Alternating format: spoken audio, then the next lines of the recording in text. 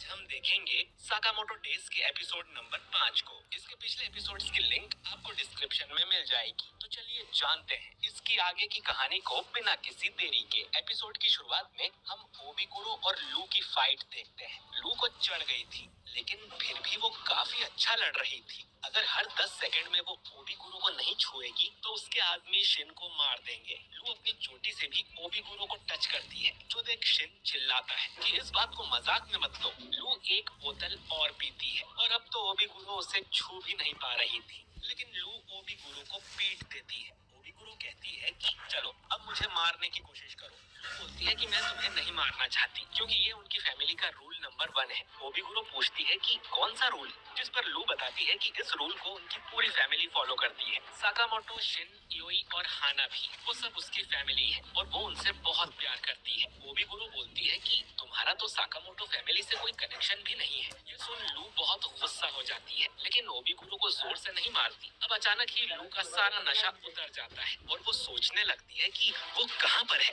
और क्या कर रही है। ओबीगुरो समझ गई थी कि लू अब तक मजाक में लड़ रही थी और काफी स्ट्रॉन्ग है, जिससे वो लू की तारीफ करने लगती है, क्योंकि उसे स्ट्रॉन्ग लोग बहुत पसंद हैं। शिन अब पूछता है कि इसका मतलब मैं बच गया। दूसरी तरफ साकामोटो कहता है कि अब वो लड़ने के लिए पूरी तरह से तैयार है। बॉइल्ड बोलता है कि तुम्हें क्या लगा अचानक ऐसे वजन घटा के आ जाओगे तो मुझे हरा दोगे, और तुम्हें जो करना है जल्दी करो, तुम्हारी फैमिली खतरे में है। साकामोटो बोलता है कि उसे अपनी फैमिली की चिंता नहीं है, क्योंकि उसमें कुछ ऐसे लोग हैं जिन पर साकामोटो को पूरा भरोसा है। इसके बाद साकामोटो बॉइल्ड को इतना जल्दी पंच करने आता है कि बॉइल्ड को पता भी नहीं चलता और मुक्का मार के वो उसे बिल्डिंग से बाहर ले जाता है। साकामोटो अब बहुत तेज हो गया था और वो पूरी तरह से बॉइल्ड की धुलाई कर देता है। बॉइल्ड अपने रॉकेट पंच से उसे मारने की कोशिश करता है, लेकिन साकामोटो के मुक्के से उसका रॉकेट ही टूट जाता है। साकामोटो के हाथों पिटते हुए बॉइल्ड सोचता है कि यही साकामोटो है, सबसे महान हिटमैन। वो उस पर अपने बॉल बॉम्ब्स भी फेंकता है, लेकिन साकामोटो उन सभी बॉम्ब्स को हाथ से पकड़ लेता है और उनसे बॉइल्ड को एक धमाकेदार पंच मारता है। और बॉइल्ड सोच रहा था कि 5 सालों बाद भी ये इतना पावरफुल कैसे है। साकामोटो अब कहता है कि तुम काफी स्ट्रॉन्ग हो बॉइल्ड। मैं भी रिटायर होने से पहले अपनी ताकत का इस्तेमाल लोगों को चोट पहुंचाने में करता था, लेकिन फिर मैंने एक फैसला किया कि अपनी ताकत का इस्तेमाल उन लोगों को प्रोटेक्ट करने में करूंगा जिन्हें मैं प्यार करता हूँ, और अब यही मेरी ताकत का असली सोर्स है। इसके बाद हम एक बड़े से झूले को देखते हैं जिसमें एक कपल बैठा हुआ था। इसके बाद साकामोटो और बॉइल्ड भी उड़ते हुए एक झूले में आकर बैठ जाते हैं। बॉइल्ड अब साकामोटो से कहता है कि मैं तुम्हारे बारे में सही था, तुम सच में सबसे बड़े सिग्मा मर्द हो। इतना कहकर वो लड़ाई हार जाता है। दूसरी तरफ इओई को होश आता है। वो शिन से पूछती है कि वो लोग यहाँ पर कैसे आ गए, वो तो हॉन्टेड हाउस के अंदर थे ना। शिन झूठ बोलता है कि शायद हम सब बहुत थक गए थे, इसीलिए उनकी नींद लग गई। इओई को शक होता है क्योंकि शिन के कपड़े गंदे हो गए थे और साकामोटो भी यहाँ नहीं था। शिन बोलता है कि मैं अभी उन्हें ढूंढ कर लाता हूँ। झूला रुकने पर साकामोटो और बॉइल्ड उसमें से बाहर निकलते हैं और उसे टूटा हुआ देख एक लड़की इनसे पूछती है कि ये कैसे हुआ। बॉइल्ड उससे कहता है कि कभी किसी सिग्मा मर्द से नहीं पूछना चाहिए कि उसे चोट कैसे लगी। लड़की बोलती है कि उसे तो बस ये जानना है कि ये नुकसान हुआ है, उसका पैसा कौन देगा। इसके बाद बॉइल्ड साकामोटो की तारीफ करता है और कहता है कि अब वो उसके पीछे नहीं आएगा। साकामोटो एक दुकान पे 5 बंस खरीद कर खाने लगता है। अब बॉइल्ड भी खाने के लिए एक मांगता है, जिस पर साकामोटो उसे अपना बन दे देता है, क्योंकि बाकी उसकी फैमिली के लिए थे। तभी शिन यहाँ आ जाता है और ये देख हैरान हो जाता है कि साकामोटो इतना पतला कैसे हो गया। साकामोटो कहता है कि आज कुछ ज्यादा ही भाग दौड़ हो गई, इसीलिए मेरा वजन कम हो गया।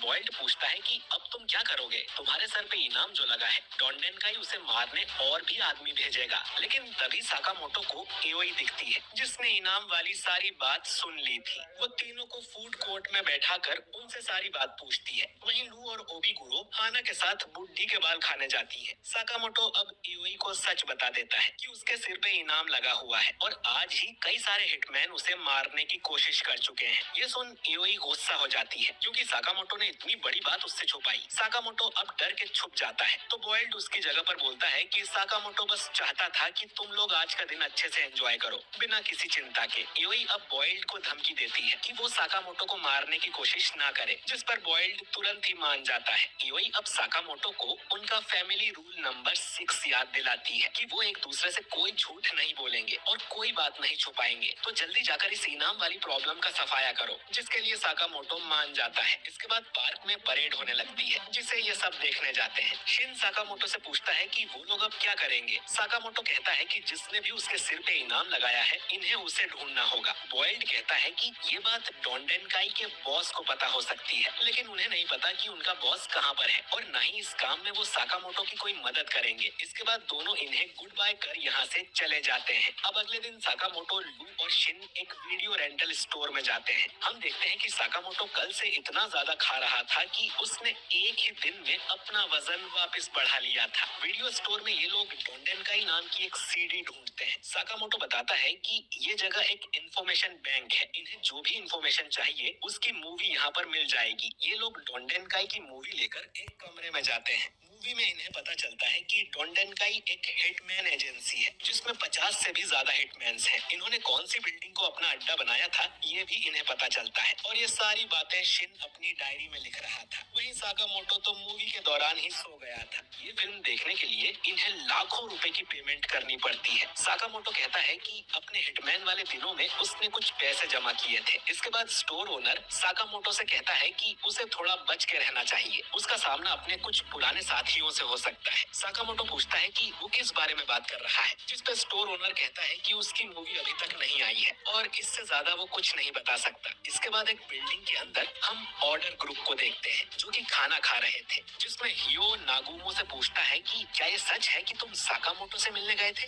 नागुमो बोलता है कि साकामोटो का तो मैंने नाम भी नहीं सुना, पता नहीं वो कहाँ होगा। जो सुन हियो गुस्सा हो जाता है। शिशिबा उसे शांत रहने को कहता है, क्योंकि जल्द ही उनका मास्टर यहाँ आने वाला है। हियो अब चाकू निकालते हुए कहता है कि मुझे इस नागुमो पर बिल्कुल भरोसा नहीं है। नागुमो उसका चाकू अपने कांटे से रोक लेता है कि मेन डिश को आने दो, फिर चाकू निकालना। ओसारागी नाम की लड़की शिशिबा से कहती है कि वो खिचड़ी ना खाए। शिशिबा अब हेड शेफ को अपने पास बुलाता है और उसको बार बार स्टैब करते हुए कहता है कि खिचड़ी में प्याज डालने को किसने कहा था। तभी इरिया नाम का एक बुढ़ा आदमी इनके पास आता है, जो कि जेएए का कम्युनिकेशन कोऑर्डिनेटर है, और कहता है कि ऑर्डर ग्रुप के सभी लोगों से मिलकर मुझे बहुत खुशी हुई।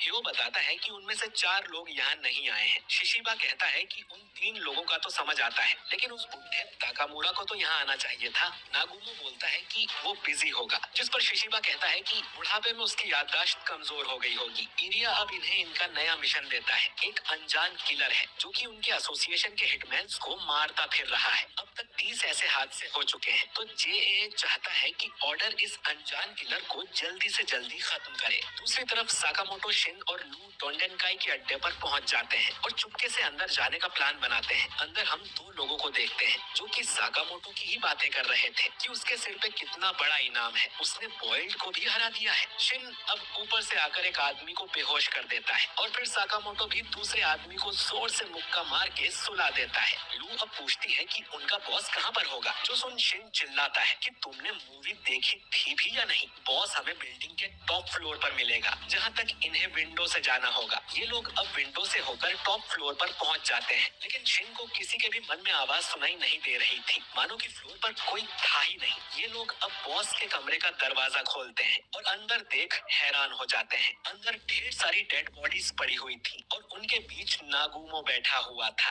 नागुमो बोलता है कि उसने डोंडेनकाई के सभी हिटमैन और उनके बॉस को भी मार दिया है और अब साकामोटो की बारी है। इतना कहकर नागुमो बहुत तेजी से शिन के पीछे आता है और उसकी गर्दन में अपना चाकू घुसा देता है, लेकिन असल में शिन को कुछ नहीं हुआ था और नागुमो के हाथ में नकली चाकू था और उसने फिर से इन दोनों को बुद्धू बना दिया, जिस पर ये उसकी पिटाई करने लगते हैं। नागुमो कहता है कि उसे भी डोंडेनकाई से कुछ काम था, लेकिन वो जब यहाँ आया तो किसी ने पहले ही सबको मार दिया था। वो बताता है कि कोई अनजान किलर है जो कि हिटमैन्स को मारता फिर रहा है। पिछले मंथ ही करीब 1000 हिटमैन मारे जा चुके हैं और ये कातिल हमेशा एक्स मार्क छोड़कर जाता है, इसीलिए ये लोग उसे एक्स या स्लर कह के बुलाते हैं। साकामोटो समझ जाता है कि ऑर्डर ग्रुप भी इसमें इन्वॉल्व है। लू पूछती है कि आखिर ये ऑर्डर क्या है। नागुमो बताता है कि वो एक स्पेशल ग्रुप है, जिसमें एसोसिएशन के सबसे बेस्ट हिटमैन होते हैं और उनका काम है जेएए के अंदर कानून बनाए रखना और कोई हिटमैन ज्यादा होशियारी दिखाए तो उसे मार देना। और साकामोटो भी ऑर्डर का मेंबर रह चुका है। नागुमो साकामोटो से भी कहता है कि इस अनजान किलर से बच के रहे, क्योंकि ये किलिंग तभी शुरू हुई थी जब साकामोटो के सिर पे इनाम लगा था। तो इन दोनों में कुछ कनेक्शन हो सकता है। इसके बाद हम एक अनजान आदमी को देखते हैं जो कि दीवार पे